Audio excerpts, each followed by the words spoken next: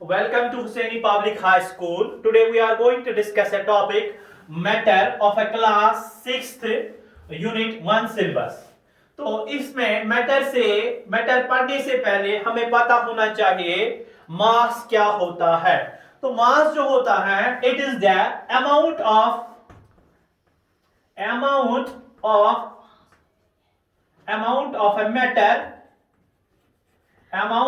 a matter possessed by a body यानी कि एक बॉडी में कितना मैटर होगा इसको हम कहते हैं मास। यानी कि for example if we will take a बोतल, जैम बोतल, तो उस जैम बोतल में क्या होता है, उसमें उसका वजन होता है, उसका मास होता है, यानी कि उसमें कितना पेस्ट अंदर से उतना उसमें कितना जैम होता है, उसको हम कहते हैं कि ये इस जैम बोतल का मास होता है, मैटर होता है। हर एक चीज जो हमारे पास सॉलिड्स होते हैं, या चाहे हमारे पास कुर्सी होगी या चाहे हमारे पास चेयर्स होंगे, कोई भी चीज या पेन होगा, वो हर एक चीज मैटर से बना होता है और इस हर एक मैटर का मास होता है। तो अब हमारे पास इसमें से और एक चीज हमें पता होना चाहिए, what do you mean by the volume. Volume आप किसको कहेंगे? What do you mean by the volume? अब जो भी ऑब्जेक्ट होगा, जो भी मैटर होगा, जो वो स्पेस क्रिएट करेगा, जो वो स्पेस पकड़ेगा, उस स्पेस को हम कहते हैं वॉल्यूम। तो वॉल्यूम जो होता है इट इज द स्पेस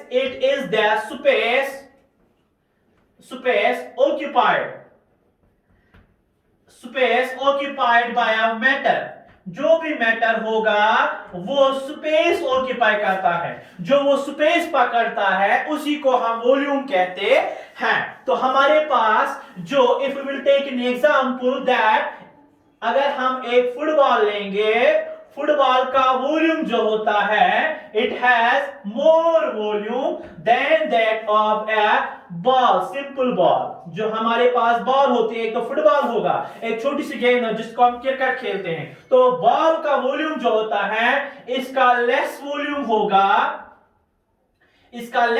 होता है। क्यों ये लेस वॉल्यूम होता है? ये स्पेस जो पकड़ता है वो कम होती है, तो बॉल का वॉल्यूम कम होगा as compare to the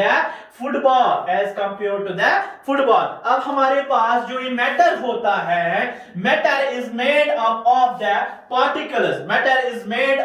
the tiny particles. वो जो टिनी पार्टिकल्स होते हैं उनको हम क्या कहते हैं? तो मैटर हम लिखेंगे, matter is made up of, matter जो होता है ये बना होता है tiny particles known as atoms. तो मैटर जो होता है वो छोटे छोटे पार्टिकल्स का बना होता है, उन छोटे पार्टिकल्स को हम कहते हैं एटम्स। तो यहाँ पे जो एटम्स होते हैं असल में एटम्स कंबाइन हो जाते हैं और फिर ही वो किसी मैटर को बनाते हैं। तो अब जो भी हमारे पास जो भी ऑब्जेक्ट्स हम देख रहे हैं वो मैटर के बने होते हैं, लेकिन मैटर खुद किसका बना होता है? वो छोटे छोटे टिनी पार्टिकल्स का बना होते हैं, उनको हम कहते हैं एटम्स। तो एटम्स जब कंबाइन होते हैं, when the atoms combine, जब कंबाइन हो जाते हैं, atoms when combine, यानी कि when the atoms combine they form molecules। वो क्या बनाते हैं? वो मॉलिक्यूल्स बनाते हैं। जब भी एटम्स जो होते हैं वो कंबाइन हो जाते हैं, दे फॉर्म द मॉलिक्यूल्स। अब कुछ मॉलिक्यूल्स हमारे पास ऐसे होते हैं which are made up of a same kind of atoms. कुछ मॉलिक्यूल्स हमारे पास ऐसे होते हैं जो बने होते हैं same type of atoms. For example हमारे पास जो हाइड्रोजन और ऑक्सीजन जो होते हैं they are made up of same kind of atoms. जो हाइड्रोजन H2 मॉलिक्यूल है, इसमें H2 में क्या होता है? Same kind of atoms combine हो जाते हैं तो वो H2 बनाता है। इस तरह हमारे पास ऑक्सीजन होता है। ऑक्सीजन जो होता है ये हमारे पास ऑक्सीजन जो होता है it is in the form of O2 form.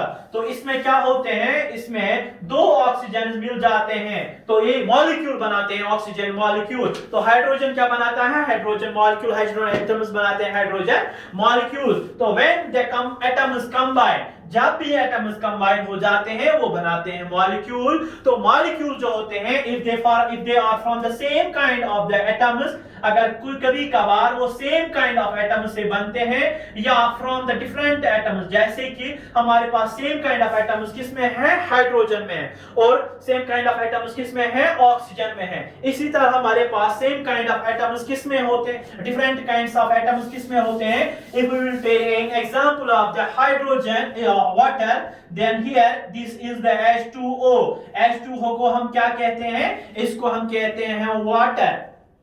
इसमें भी मॉलिक्यूल्स होते हैं, हाइड्रोजन मॉलिक्यूल्स, ऑक्सीजन मॉलिक्यूल्स, लेकिन ये different kinds of the molecules होते हैं when these combine and they form a compound. तो यहाँ पे हाइड्रोजन मॉलिक्यूल्स भी हैं, यहाँ पे ऑक्सीजन मॉलिक्यूल्स होते हैं, तो ये हमारे पास वाटर बन गया। इसी तरह हमारे पास एक और कंपाउंड है, if you will take an NaCl, इसमें सोडियम के मॉलिक्यूल्स भी होते हैं, क्लोरीन के मॉलिक्यूल्स भी होते हैं, they combine and form a compound. इसी तरह गर्ल्स कहने का मतलब ये है कि हमारे पास जो मॉलिक्यूल्स होते हैं वो टिनी एटम से बने होते हैं, स्मॉल एटम से बने होते हैं, टिनी पार्टिकल से बनते हैं, उनको हम एटम्स कहते हैं। फॉर एग्जांपल अब हमारे पास ये जो मैटर होता है, जो हमारे पास मैटर होता है, इनमें जो पार्टिकल्स होते हैं they are combined with each other with a force. तो अब हमारे पास जो भी मैटर होगा वो उनके बीच में फोर्स होगा, उनके बीच में फोर्स होगा। तो मैटर इज कंबाइंड या मॉलिक्यूल्स जो होते हैं एक दूसरे के साथ चिपक जाते हैं बाय अ फोर्स। फोर्स की वजह से वो एक दूसरे के साथ कंबाइन हो जाते हैं, मॉलिक्यूल जो होते हैं वो कंबाइन हो जाते हैं फोर्स की वजह से। फोर्स की वजह से जो मॉलिक्यूल्स के दरमियान, जो एक सबस्टेंस में मॉलिक्यूल्स के दरमियान फोर्स होता है उसको हम कहते हैं इंटरमॉलिक्यूलर फोर्स। तो इंटरमॉलिक्यूलर फोर्स वो होता है, तो here we will write it as here intermolecular force. Intermolecular का मतलब होता है जो मॉलिक्यूल्स के दरमियान फोर्स होगा, बिटवीन द मॉलिक्यूल्स, उसको हम कहते हैं इंटरमॉलिक्यूलर फोर्स। अब जो हमारे पास सबस्टेंस, कोई भी जो सबस्टेंस होगा, कोई भी सबस्टेंस जो हमारे पास है, इस सबस्टेंस में छोटे छोटे, ये सबस्टेंस जो होता है ये छोटे छोटे पार्टिकल्स का बना होता है, स्मॉल पार्टिकल्स का बना होता है। और ये जो स्मॉल पार्टिकल्स होते हैं इनके बीच में, इनको कंबाइन करने के लिए हमारे पास फोर्स होना चाहिए between these two particles, small particles. उस फोर्स जिसकी वजह से ये स्मॉल पार्टिकल्स इनके दरमियान जो कंबाइन हो जाते हैं सबस्टेंस में, उस वाले फोर्स को हम कहते हैं इंटरमॉलिक्यूलर फोर्स। तो आप इसकी डेफिनेशन भी लिख सकते हो, तो we will write here the definition of the intermolecular force. तो इंटरमॉलिक्यूलर फोर्स जो होता है, the molecules of a substance, the molecules of a substance, जो हमारे पास एक सबस्टेंस होता है उसके जो मॉलिक्यूल्स होते हैं दे आर हेल्ड टुगेदर, एक दूसरे के साथ वो टुगेदर होते हैं, together by a force known as intermolecular force. उस फोर्स को हम कहते हैं इंटरमॉलिक्यूलर फोर्स। जो एक पार्टिकल्स जो होते हैं, सबस्टेंस के जो पार्टिकल्स होते हैं उनको कंबाइन करने के लिए जो फोर्स होता है उसको हम कहते हैं इंटरमॉलिक्यूलर फोर्स। तो इंटरमॉलिक्यूलर फोर्स आपको ये समझ में आया होगा। Now is another definition regarding this, that is known as the intermolecular space। Intermolecular space, तो इंटरमॉलिक्यूलर स्पेस भी हम सीखेंगे इंटरमॉलिक्यूलर स्पेस क्या होता है। As this indicates that intermolecular space, space का मतलब होता है जगह, मॉलिक्यूल्स के दरमियान जो जगह होती है, यानी कि बिटवीन द पार्टिकल्स जो हमारे पास सबस्टेंस होता है उसके जो छोटे छोटे पार्टिकल्स होते हैं उनके दरमियान गैप होती हैं, उनके दरमियान स्पेस होती हैं, उस स्पेस को हम कहते हैं इंटरमॉलिक्यूलर स्पेस। तो हम इसको लिख सकते हैं it is the space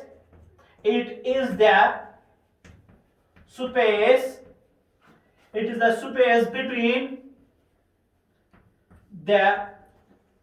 the particles. It is the space between the particles of a substance जो एक सबस्टेंस होता है, उन सबस्टेंस के जो पार्टिकल्स होते हैं, पार्टिकल्स के दरमियान स्पेस होती हैं, उस वाले स्पेस को हम कहते हैं intermolecular space. After this we have another lesson, another topic, that is the states of a matter.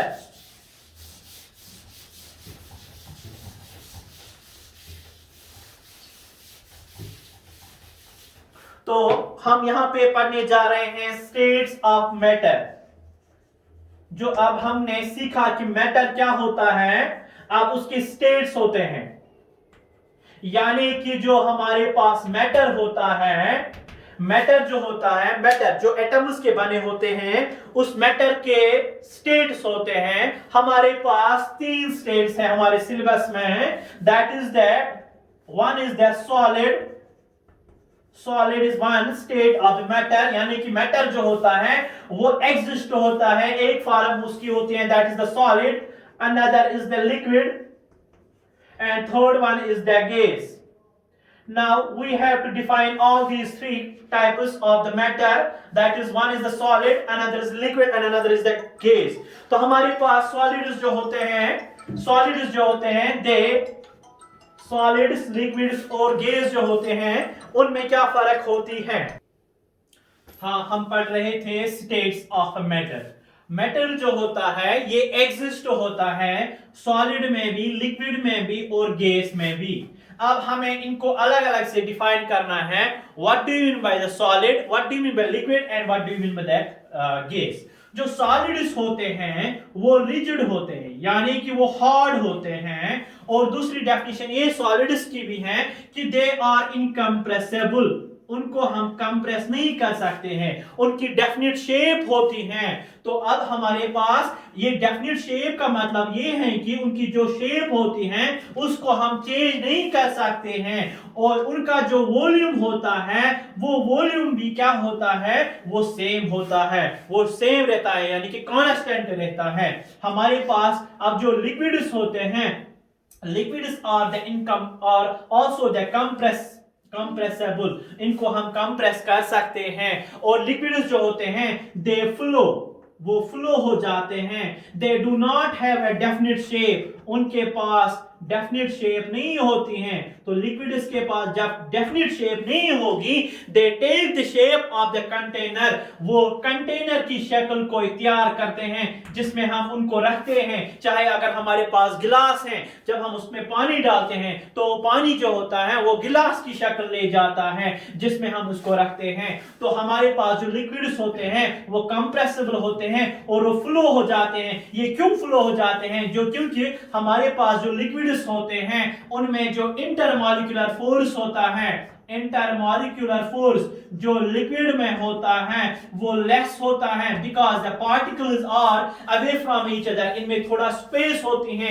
As compare to the solids. तो ये क्या होते हैं, पार्टिकल्स क्या काम करते हैं, ये स्लाइड हो जाते हैं अपॉन ईच अदर, दे स्लाइड अपॉन ईच अदर। जब वो स्लाइड हो जाते हैं एक दूसरे पर तो वो क्या करते हैं, वो फ्लो हो जाते हैं।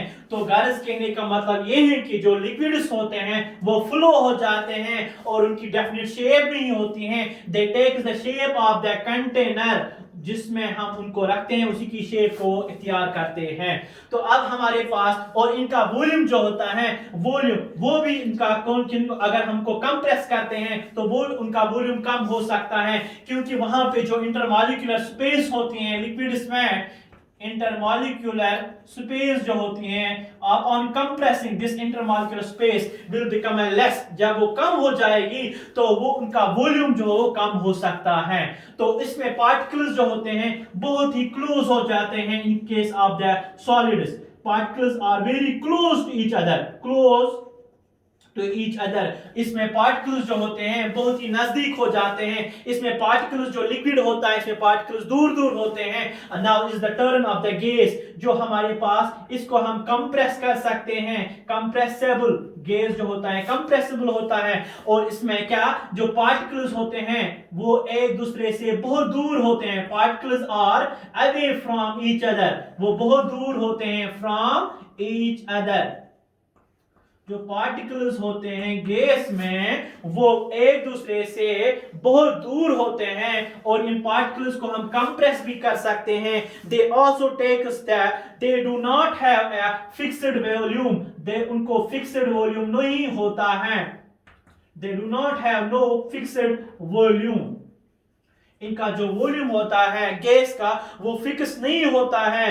तो अब वो कौन सी स्पेस रखेंगे जहां पे भी इनको स्पेस अवेलेबल मिल जाएगी वो उसको फिल अप करेंगे। तो आप देख रहे हो हमारे पास जो गैस है वो हर एक जगह प्रेजेंट है, जहां पे भी इसको स्पेस मिलती है वहां पे अवेलेबल हो जाएगा। तो इसमें फिक्स्ड वॉल्यूम जो होता है, इसमें फिक्स्ड गैस में फिक्स्ड वॉल्यूम नहीं होता है। इनको भी हम कंटेनर्स में रखते हैं। तो upon compressing this gas can be changed into the liquid, ये गैस जो होता है जब हम इसको कंप्रेस करते हैं ये चेंज हो जाता है किसमें, लिक्विड में। तो अब ये हमारे पास सॉलिड्स जो होते हैं, सॉलिड्स क्या होते हैं, दे आर द रिजिड और दे इनकम्प्रेसिबल होते हैं, और उनकी डेफिनिट शेप होती है और डेफिनिट वॉल्यूम होते हैं। दे उनमें जो पार्टिकल्स होते हैं वो क्लोज होते हैं एक दूसरे से, वो चिपक के होते हैं एक दूसरे से। तो इनमें इंटरमॉलिक्यूलर फोर्स जो होता है, इंटरमॉलिक्यूलर फोर्स जो होता है इनमें हाई होता है। There is a high intermolecular force between these particles, high intermolecular force, high intermolecular force होता है किनमें, सॉलिड्स में। तो इसके बरक्स जो लिक्विड्स होते हैं उनमें लेस इंटरमॉलिक्यूलर फोर्स होता है than that of the solids, than that of the solids. Less intermolecular force इनमें प्रेजेंट होता है than that of the solids. अब जो गैसेस होते हैं इसमें पार्टिकल्स बहुत सारे दूर होते हैं, तो इसमें less intermolecular, more less than that of the liquids than that of the solids. को हमारे पास जो लिक्विड गैसेस होते हैं उसमें पार्टिकल्स बहुत सारे दूर होते हैं, इनमें स्पेस जो होता है more space is present between the particles than that of the liquids and than that of the solids.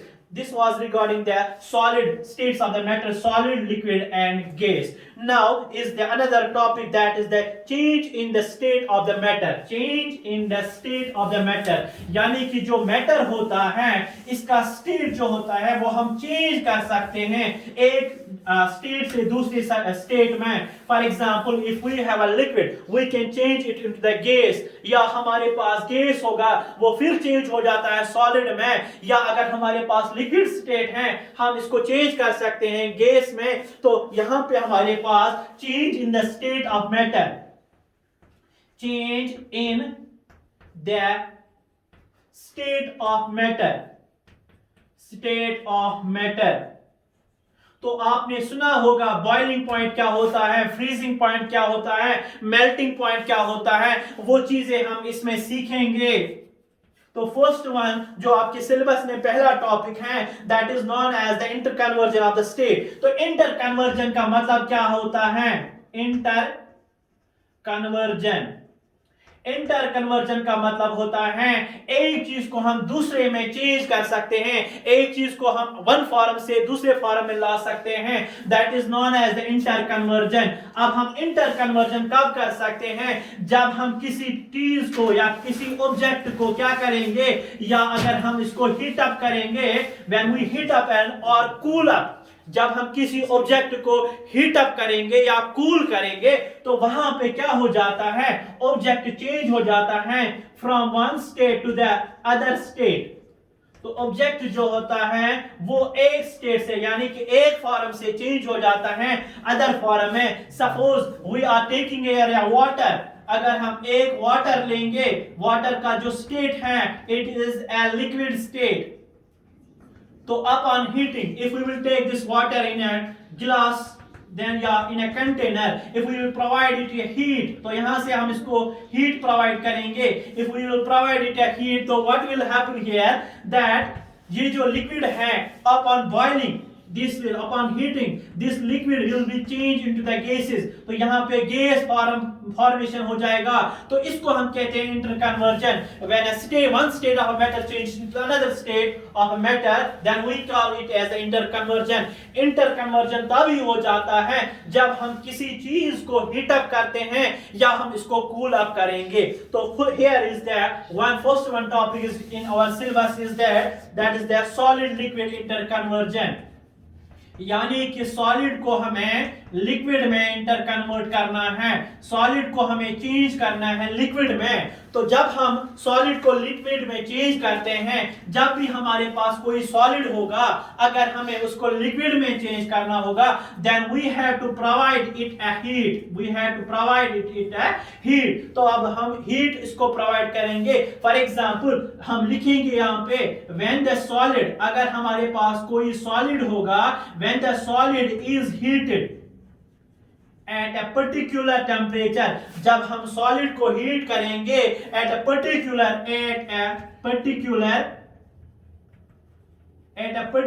temperature, जब हम सॉलिड को हीट अप करेंगे किसी पर्टिकुलर टेम्परेचर में, it changes into the liquid, वो चेंज हो जाता है, it changes into the liquid, वो चेंज हो जाता है किसमें, लिक्विड में. अगर हम किसी भी सॉलिड को हीट अप करते हैं किसी पर्टिकुलर टेम्परेचर पर, तो वहां पे वो सॉलिड जो होता है ये चेंज हो जाता है किसमें, लिक्विड में. तो इसको हम कहते हैं इंटरकन्वर्जन, यानी कि सॉलिड ले लिक्विड इंटरकन्वर्जन. जब सॉलिड चेंज हो जाएगा किसमें, लिक्विड में, इसको हम कहते हैं सॉलिड लिक्विड चेंज इंटरकन्वर्जन. तो अब हमारे पास ये जो सॉलिड होता है, जब ये चेंज हो जाएगा लिक्विड में किसी भी पर्टिकुलर टेम्परेचर पर, उसको हम कहते हैं मेल्टिंग पॉइंट. तो यहाँ पे हमें डिस्कस करना है what do you mean by the melting point. Melting point is that particular temperature at which a solid changes into the liquid. वो पर्टिकुलर टेम्परेचर जहां पे सॉलिड चेंज हो जाएगा लिक्विड में, उसको हम कहते हैं melting point. After the melting point we have that also the freezing point. freezing point किसी सॉलिड में या किसी लिक्विड में, अगर हमारे पास एक लिक्विड होगा, if we will cool it, या हमारे पास एक वाटर होता है कंटेनर में, अगर हम इस वाटर कंटेनर को फ्रीजर में रखेंगे, when we put this water container in the freezing, तो यहाँ पे जो लिक्विड होगा it will change into the solid form. Upon changing in the solid form, we will call at that point at which this solid, if this liquid changes into the solid at that temperature, at particular temperature, we will call it as a freezing point. तो freezing point वो point होता है जहां पे एक liquid change हो जाएगा solid form में, जैसे कि हम वाटर चेंज करते हैं आइस में, we will call it as a freezing point. तो उस वक्त उस वाटर को क्या हो जाता है, वो फ्रीज हो जाता है. तो अब हमारे पास जो वाटर होता है इसका फ्रीजिंग पॉइंट जो होता है that is the 0 degree Celsius. तो अब हमारे पास के बाद और एक लास्ट टॉपिक है that is known as the liquid gas interconversion. Now is here liquid gas interconversion, यानी कि हम अब लिक्विड को चेंज करेंगे किसमें, गैस में, लिक्विड गैस इंटर कन्वर्जन. तो लिक्विड गैस इंटर कन्वर्जन में हमने पढ़ना है what do you mean by the boiling point. अगर आपको बॉइलिंग पॉइंट समझ में आ जाएगा, we will then easily understand this what do you mean by the liquid gas inter conversion. Boiling point वो पॉइंट होता है, वो पर्टिकुलर पॉइंट होता है जहां पे एक लिक्विड चेंज हो जाएगा गैस में, उसको हम कहते हैं boiling point. So for example if we will take a container and we will put a water in this container, upon heating this water will change into the gas form, यहाँ पे bubbles produce हो जाएंगे, जितना हम इसको heat देंगे उतने ज्यादा बबल्स यहाँ पे प्रोड्यूस हो जाएंगे, और यहाँ ये जो बबल्स होते हैं वाटर ड्रॉपलेट्स होते हैं they will change in the form of the gas, तो यहाँ से आप देखोगे वेपर्स उठ रहे होंगे। तो at that point, at that stage, at a particular temperature where the liquid, this liquid will change into the vapours, we will call it as the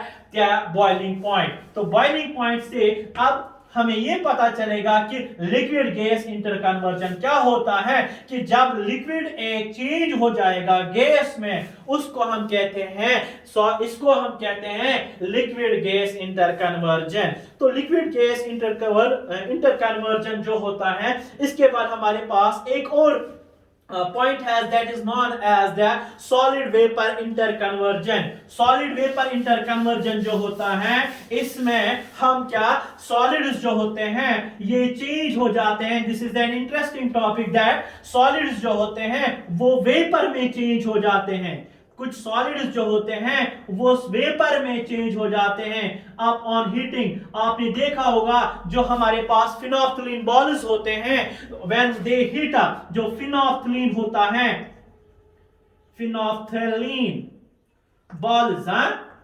फिनोल्फ्थलीन balls जो होते हैं, या हमारे पास दूसरा होता है that is known as the camphor. तो ये कम्फोर क्या होते हैं, ये सॉलिड फॉर्म में प्रेजेंट होते हैं। तो ये जब सॉलिड फॉर्म में प्रेजेंट होते हैं, आप उनको देख रहे हो कि ये फिनोल्फ्थलीन बॉल्स होते हैं, उनका लिक्विड कन्वर्जन नहीं हो जाता है, that changes directly from the solid state to the vapour state, यानी कि वो डायरेक्टली चेंज हो जाते हैं सॉलिड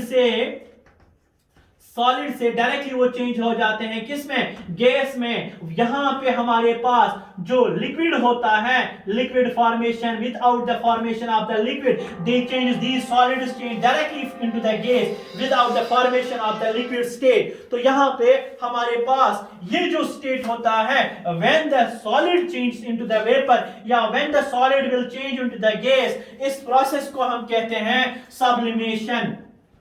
तो सब्लिमेशन जो होता है, sublimation is that process in which the solid changes directly into the vapor या solid changes directly into the gas, we will call it as a sublimation। तो sublimation किन में होती हैं, ये फिनोल्फ्थलीन बॉल्स में होता है, कम्फोर में होता है।